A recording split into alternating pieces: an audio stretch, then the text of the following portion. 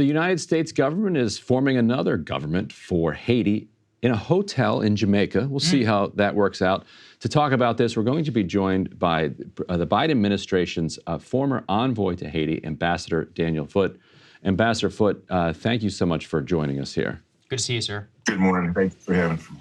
All right, so we wanted to start by getting your reaction to Secretary of State Antony Blinken's comments yesterday, which come after his effort to kind of put together this transitional government on behalf of the Haitian people, but for the Haitian people. Let's roll a little bit of the Secretary of State here. I was in Jamaica just a couple of days ago with all of the countries from the Caribbean, CARICOM, with other partners, including Canada, including France, including Mexico. All of this in support of Haitian-led efforts to find a political path forward, to get to a political transition. And that's exactly what was agreed the other day. The Prime Minister Henry, stepped down along with his government. A transitional presidential council, or college, as they call it, is being stood up. It's inclusive. It brings together most of the major parties in Haiti, as well as other key stakeholders like the private sector, like the interfaith community, to choose a new prime minister, an interim prime minister, to establish a National Security Council, and to put in place an electoral commission. That creates the pathway, the transition to elections and to a constitutionally mandated government. Now, what struck me about the creation of this quote-unquote transitional government that the U.S. is creating in Jamaica for Haiti is that one of the requirements to be part of this transitional government is that they must agree to allow in a UN quote-unquote kind of peacekeeping force, which would be made up of Kenyan mercenaries funded by the United States, which the United States then says means that the troops are there at the invitation of the Haitian government, if you can follow that kind of NASCAR circular logic there for a moment. So what was your reaction to the Secretary of State's remarks yesterday? I'm flabbergasted, Ryan. The hypocrisy and the naivete continues, and it's startling. You just heard Tony say that he mentioned, 10 different countries there that were there figuring out the way forward. One country that was absent in that list is Haiti. And what they're doing is trying to pull a solution out of thin air, but make it look like the Haitian-led solution. The international community chose 7 people representing 7 sectors, including the failed government of the past 14 years, which the Haitians won't accept. And then they want these 7 people to name a government. They gave them 24 hours, but it appears to be fungible because that's gone on about 72 hours now.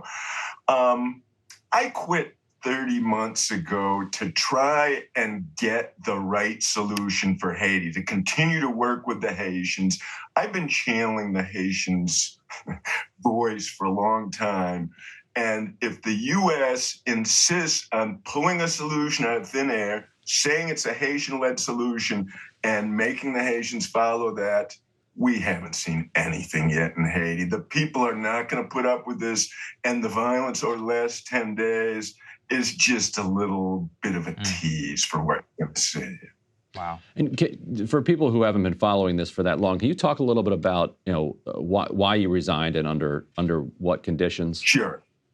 So, as most people know, in July of 21, President Jovenel Moïse of Haiti was assassinated in his bedroom by foreigners, which kind of hurt the Haitians' feelings. They're upset, they're embarrassed, their sovereignty has been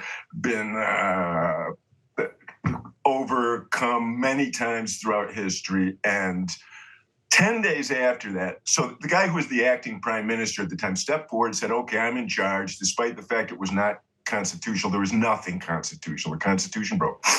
The U.S. and the international community, 10 days after the assassination, named Ariel Henry the acting prime minister via press conference, despite my and the Haitians' loud protestations. And at the time, we said this will not work. Even if the guy manages to hold elections, the people won't accept him.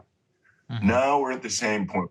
He aligned with the gangs, did nothing for 2.5 years. Haiti's gotten much worse, much worse. The Americans have supported him the whole time. Finally, the Haitians stood up when he went out of the country, and the gangs were part of it, but the entire country is united and said, no more of this guy, wouldn't let him come back. At that point, the internationals panicked.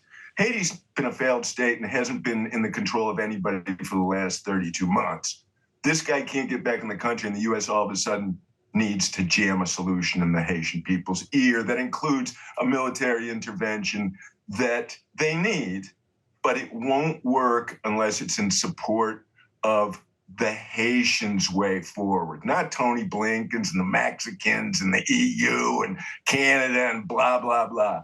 The Haitians. And this is just another example of them meddling and installing white anointed government, a white conceived government, and it's going to fail. And I'm telling you, the Haitians have dealt with at least 5 U.S. political interventions in the last 109 years. They're not going to put up with a 6th. And I'm telling you, the violence you've seen is nothing compared to what you will see if they try to ram another prime minister that's illegitimate up the shorts of the Haitian people.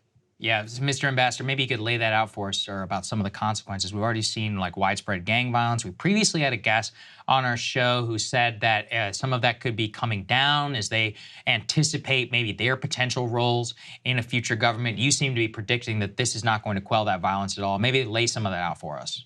Everyone has sort of been united for the past 32 months that Henri can't do it. He needs to go. Hey, he needs somebody else.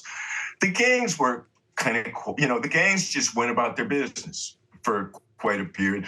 Ariel was paying them. They were not doing stuff. He stopped paying them. He removed some fuel subsidies, which hurt their revenues. He left the country. The gangs turned against him now.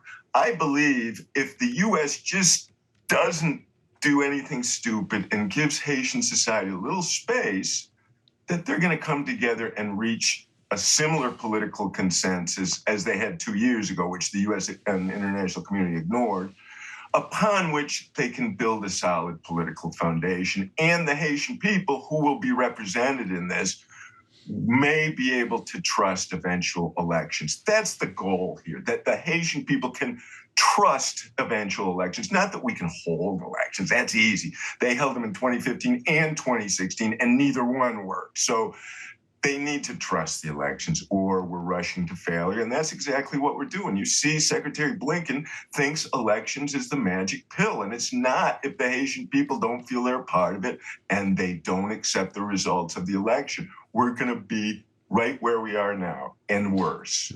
The wild card here seems to be the figure of Guy Philippe, who was this extraordinarily controversial figure who, played a leading role in the ouster of Aristide in 2004, later elected to the Senate.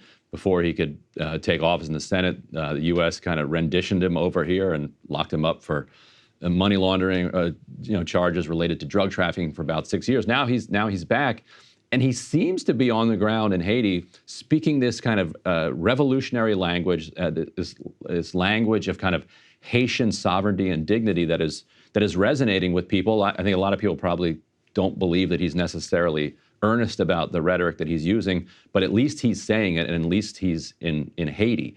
But I'm curious from your perspective, how popular is Guy Philippe, and is there a world that he actually ends up taking power as a result of the ability of the gangs and others to just keep out anybody who is installed kind of from Jamaica? Because like getting from Jamaica to Haiti, is still something that they have to pull off if they're going to install a government.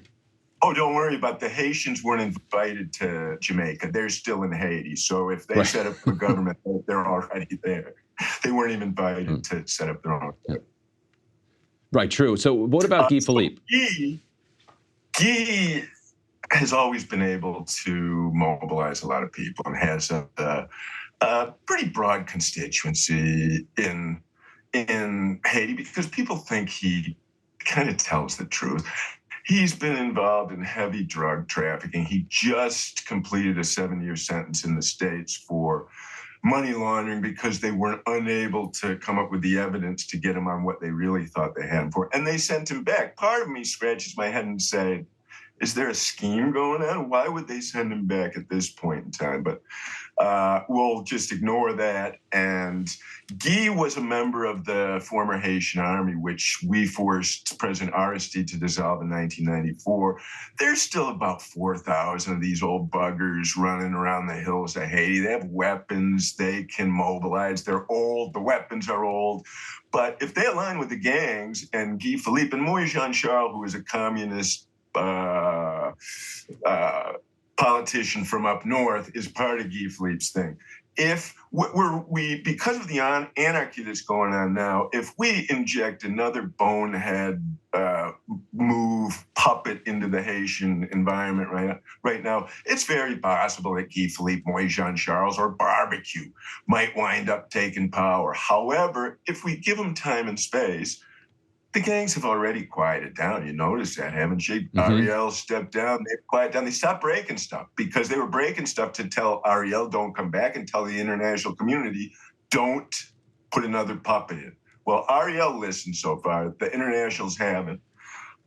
So who knows what's going to come out of this? The key is it's Haitian-led, and it's going to be Haitian-led one way or the other. If the U.S.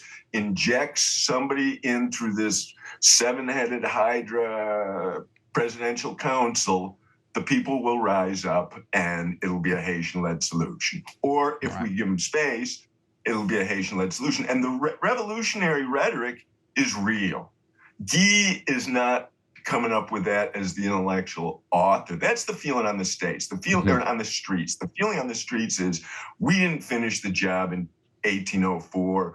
We've let the white people push us around for the last 209 years. And at this point, we're going to finish the Haitian Revolution and be independent one way or the other. It'll be interesting, sir. We really appreciate your analysis and your expertise. So thank you so much for joining us.